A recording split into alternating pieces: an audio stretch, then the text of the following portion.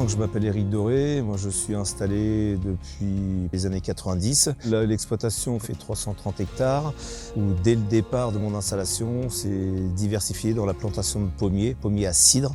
Et donc voilà, depuis nous sommes producteurs de pommes à cidre pour un grand groupe cidrier.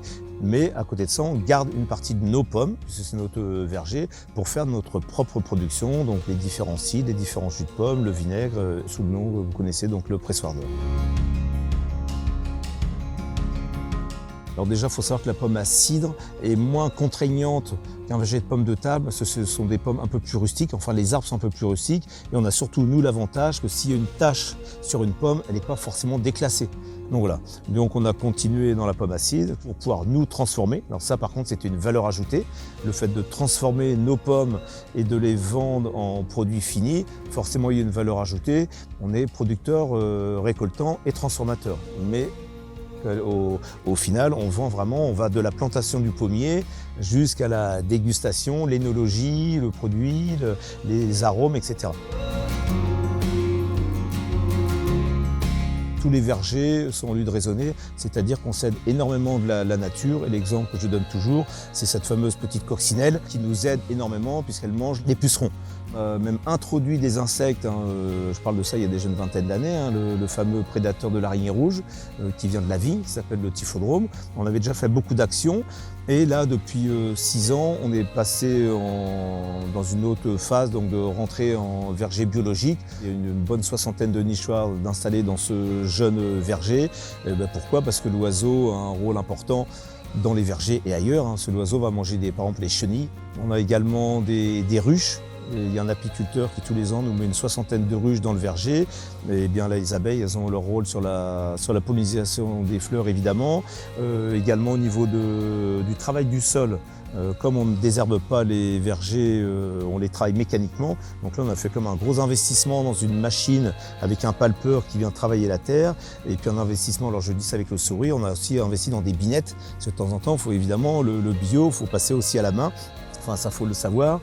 Également, vous pouvez voir, il y a du trèfle. Alors, pourquoi on a planté du trèfle ? Pour 2 raisons.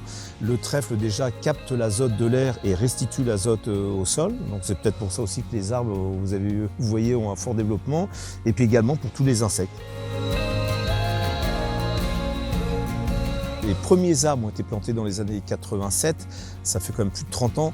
Donc maintenant on est passé dans une phase de renouvellement, puisque depuis 3 ans, donc on commence à renouveler le verger, mais également à l'agrandir, puisque nous, on produit tous les ans de plus en plus de bouteilles, et là on commence à manquer de pommes. C'est pour le pourquoi que nous avons commencé à replanter. Donc là il y a 7 hectares de replantés, et on continue encore l'année prochaine, et ça nous a permis de découvrir des nouvelles variétés. Parce que plus intéressantes au niveau du goût, du fruité, du parfum.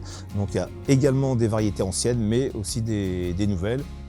Moi je suis la 4e génération qui est sur cette exploitation donc familiale. Une de mes filles travaille avec moi sur l'activité cidricole, sur l'activité pressoir d'or.